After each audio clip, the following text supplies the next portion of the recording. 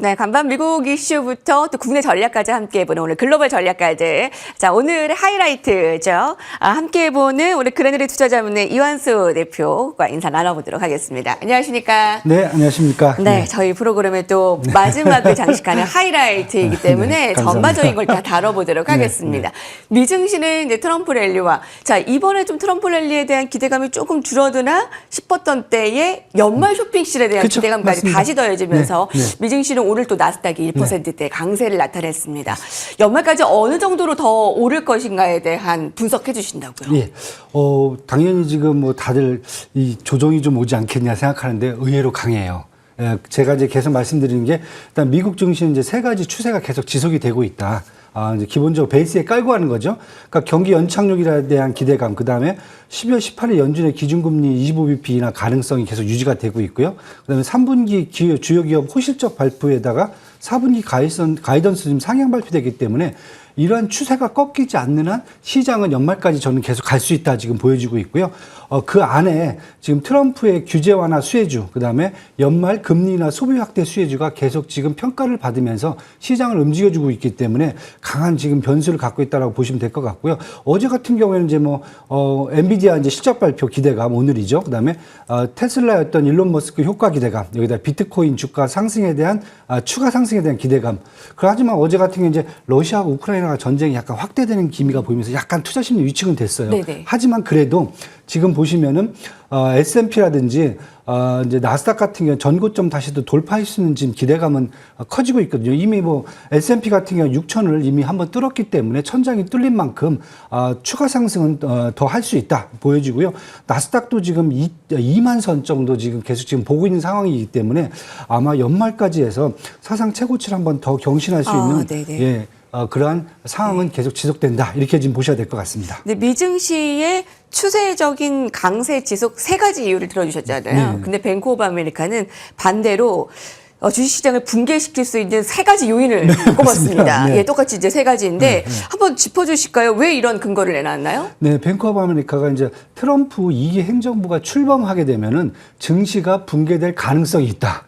예, 되게 경고를 했는데 세 가지 요인을 얘기했는데 첫 번째가 가장 먼저가 경기 침체 요인을 얘기하고 있어요. 그러니까 트럼프 행정부의 극단적인 무역 정책과 이민 정책이 경기 침체 가능성을 확대시키고요. 이렇게 됐을 경우에 S&P 500기업의 EPS를 한 최대한 10에서 20%를 급락시킬 수 있다. 이게 첫 번째고요. 두 번째는 보복 관세죠. 트럼프 행정부의 어떤 관세 인상이죠. 특히 중국 제품 60%까지 지금 인상하겠다고 그러거든요. 그러면은 주유국들도 마찬가지로 보복 관세를 할 거다. 그러면 미국 기업들의 해외 매출이 한 3에서 4% 정도 타격이 있을 거다. 이럴 경우에 S&P 500기업의 EPS가 10% 추가 하락할 수 있다. 마지막으로 이제 국채금리 급등을 얘기하는데요. 지금 트럼플레이션이죠. 트럼프와 인플레이션이 합동된 트럼플레이션이 발생했을 경우에 10년물 국채 금리가 7%까지도 급증할 수 있다. 이건 조금 제가 좀 오버하시는 것 같은데 네. 7%는 좀 너무 좀 센 것 같고요. 네. 예, 그렇죠. 4.5%만 넘어도 네, 우리가 긴장하는데 7%. 예, 이렇게 됐을 경우 S&P 500기업의 EPS가 또 10% 추가 하락할 수 있다. 이렇게 세 가지만 합쳐도 한 30%가 되거든요. EPS 추가 하락이요. 그래서 이렇게 됐을 경우 문제가 얘기하는데 제가 보기에는 일단 트럼플레이션에 대한 우려감이 가장 크거든요. 근데 1기 때 보시면은 저유가죠. 유가를 한 $50 정도로 유지를 하면서 인플레이션이 1% 중반대 유지를 했어요. 그래서 정책적인 효과는 한번 기대를 해봐도 되지 않겠냐. 인플레이션에 대해서는요. 두 번째는 트럼프 행정부와 연준의 어떤 통화정책 간의 갈등 불안감이죠. 사실은요. 1기 때 재정이 좀 확대가 되면서 기준금리가 0.75%에서 한 2.5%까지 인상된 경험이 있었거든요. 하지만 통화정책을 무시할 경우 시장 금리가 상승할 수 있다는 어떤 불안감이 혼재하고 있거든요. 그래서 저는 이거보다는 결국 2기 취임하고 시작되고 한 3개월 동안 유가라든지 아니면 재정 축소의 어떤 정책적 효과가 있는지 이것을 더 확인하는 게 아마 이 뱅크 오브 아메리카가 얘기하는 그러한 의견이 어느 정도 맞지 않을지를 판단할 수 있는 그러한 시간이 되지 않을까 이렇게 지금 보고 있습니다. 여러 시각들이 있는 거니까요. 네. 자, 그럼 우리 그 앞에 바로 맞닥뜨린 엔비디아의 실적이 더 중요하기에 또 우리 시청자분들께서 바로 피부에 맞닿은 엔비디아가 사실 어제만 해더라도 이제 블랙웰 앞두고 그런 과열 논란 과열 있잖아요. 논란, 네네. 예. 이게 서버 과열에 대한 문제로 주가가 조금 덜컹거림이 있었는데 바로 하루 만에 네. 좀 5%의 급등을 나타내면서 그걸 이겨냈습니다. 거기다 이제 구글과 엔비디아가 이제 양자 컴퓨터의 이제 그렇죠. 네. 개발 속도를 낸다, 손잡고 이러면 또 시너지 효과가 나타날 것으로 네. 예상되는데 엔비디아 지금 어느 정도까지 더 분석이 되고 있나요? 일단 오늘 이제 한 4.89% 오르면서 147달러까지 올라갔어요. 그래서 다우지존스에 편입된 이후에 11월 7일 한 148달러까지 오르면서 사상 최고치를 기록을 했었거든요.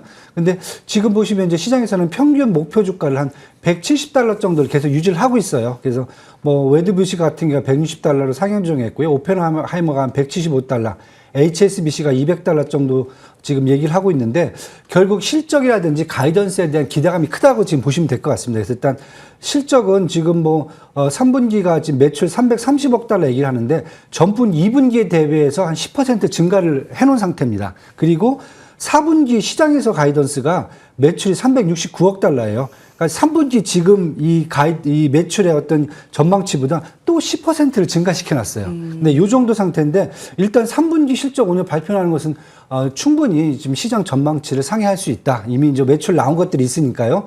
그리고 이제 문제는 이제 4분기 가이던스가 10%를 더 증가시킬 수 있을까? 이제 이런 문제인데 저는 이제 충분히 가능하다라고 보는 게 맞지 않겠느냐. 그러니까 어제까지만 해도 이제 블랙웰의 서버 발열 문제가 나왔었는데 뭐 서버 발열 문제가 나왔어도 결국은 이 블랙웰을 1분기에 양산 못하더라도 2분기에는 양산을 할 수가 있거든요. 예, 그렇다고 보면은 H100을 계속 생산하는 것만 갖고도 4분기 실적을 충분히 달성하는 데는 지금 문제가 없다. 이렇게 지금 보여지고요.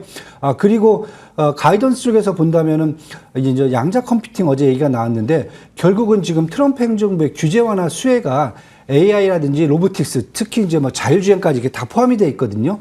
이를 감안한다면은 AI 인프라 기반 확대에 대한 수요는 계속 증가할 거다. 이건 지금 눈앞에 보이고 있고 그 예로 또 하나가 양자 컴퓨팅 같은 경우 어제 이제 엔비디아가 이제 AI 인프라를 이런 블랙웰뿐만 아니라 클라우드 서비스라든지 아니면은 이제 슈퍼컴퓨터에서도 계속 이런 그 인프라 수요를 계속 공급한다라는 측면에서 본다면은 가이던스도 충분히 지금 시장에서 얘기하고 있는 이 10% 확대하는 부분이 충분히 더 넘어서지 않을까 지금 이렇게 지금 보여지고 있어 갖고요. 엔비디아 같은 경우는 지금 당장 어떤 분들은 이게 반도체 쪽이니까 AI 반도체 쪽이니까 트럼프 행정부에서 반도체 지원에 따른 어떤 뭐 지원금 보조금 뭐 폐지라든지 이런 논란이 있기 때문에 그것 때문에 좀 악영향을 받지 않겠느냐 이렇게 말씀하시나 저는 반대로 AI 산업에 대한 규제 완화라든지 아니면 로보틱스에 대한 규제 완화 이런 것들이 나온다면은 결국 AI 인프라 기반은 더 확대가 돼야 되거든요. 네. 그래서 그런 측면에서 본다면은 엔비디아 같은 경우에는 이제 목표 주가 상향 조정한 게 저는 더 맞다라고 보여지고요. 그 다음에 가이던스도 저희가 뭐 실망스러운 그런 일은 나오진 않을 것 같다. 당분간은 계속 더 상승 쪽으로 펀드멘탈이 더 지속적으로 확대되는 가능성을 볼 수 있기 때문에 더 크게 보고 가셔도 괜찮지 않겠냐 이렇게 지금 보여집니다. 네, 구글이 양자 컴퓨팅 개발에 엔비디아 슈퍼컵을 쓴다라고 해서 엔비디아의 그 저력은 더 확대가 되고 있습니다. 그 목표가 상향은 일리가 있는 것이다라고 의견을 주셨고요. 자, 엔비디아가 있다면 오늘 또 3%대 우리 이제 테슬라의 행보가 너무나 궁금합니다. 트럼프와 이 머스크의 이제 콜라보의 효과, 이 테슬라의 주가로 바로 반영이 됐는데 저희 보시다시피 스페이스X 로켓 발사 참관 이 소식에 어제 국내 로봇주 우주항공 테마까지 이루어지게 됐습니다. 그래서 테슬라의 그 주가 행보도 궁금하고요. 국내의 이 AI 뭐 우주항공 로봇주 수혜 더 이어질까? 그러니까 반짝 테마 이상까지도 바라볼 수 있을까? 그것도 궁금합니다. 네, 일단 먼저 요즘 뭐 저기 미국 뉴스 틀어보면은 트럼프하고 일론 머스크밖에 안 나와요. 두 분만 얼굴만 거의 비칠 정도니까 결국 지금 16일 같은 경우는 사실 종합 격투기 UFC 대회에 또 참석했어요. 트럼프 대통령이 거기에서 데이터 화이트 이제 UFC CEO 선거 지원에 또 보답도 했고요. 지금 같은 경우 이제 트럼프 같은 경우 이제 일론 머스크와 이제 공동 대통령이라는 비난도 지금 무시할 정도거든요. 그 다음에 정부 효율부에서 역할에 힘을 실어주는 게 충분히 지금 눈에 보이고 있고요.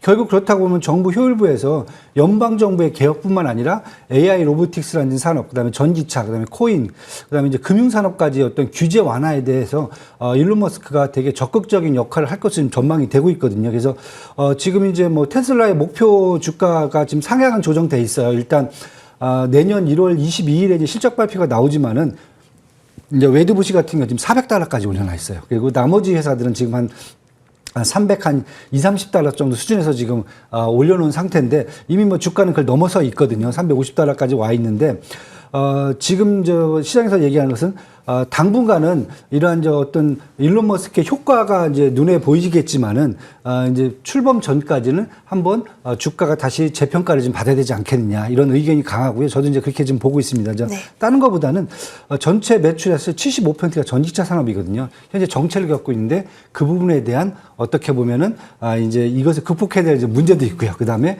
자율주행이라든지 뭐 로보틱스, ESS 시스템에서 매출이 확대되고 성과가 축적되는 부분도 장기간 시간이 좀 필요하다. 그래서 저는 조금 지금 당장의 네. 이런 전망보다는 일단 이제 펀드멘탈로 돌아간다면은 아마 행정부 이제 출범 이전에 이제 주가가 좀 재평가될 걸로 보여지고요. 한 $250 정도 수준에서는 아마 다시 재평가가 이루어지지 않겠냐. 205달러로 지금 나왔는데 $250로 이렇게 좀 250달러. 그렇게 보시면 될 것 같습니다. 네, 그리고 국내 이제 이건 국내 시장하고 지금 연결이 돼 있는데요. 제가 이제 뭐 간단하게 계속 말씀드리지만은 트럼프 행정부가 들어오는 만큼 저희도 이제 포트폴리오 조정을 해야 돼요. 그쪽에 맞춰갖고. 근데 저는 가장 큰 게 트럼프 행정부의 규제 완화 수혜주를 국내에서도 맞춰보면 된다. 특히 이제 AI하고 로보틱스 쪽은 당연히 이제 규제 완화 수혜가 될 것 같고요. 거기에다가 이제 코인 산업까지 이렇게 됐을 경우에는 국내에서는 게임이라든지 플랫폼까지도 다 영향을 미칠 수 있다. 특히 이제 우리가 그동안 이제 무시했던 네이버라든지 카카오도 이제 봐야 될 타이밍이 왔다. 이렇게. 그래요? 예. 왜냐면 카카오 이제 슬슬? 이제 플랫폼이죠. 플랫폼에서 나올 수 있는 것들이 AI 산업들이 규제가 이제 완화될 수 있다고 보시면 될 것 같고요.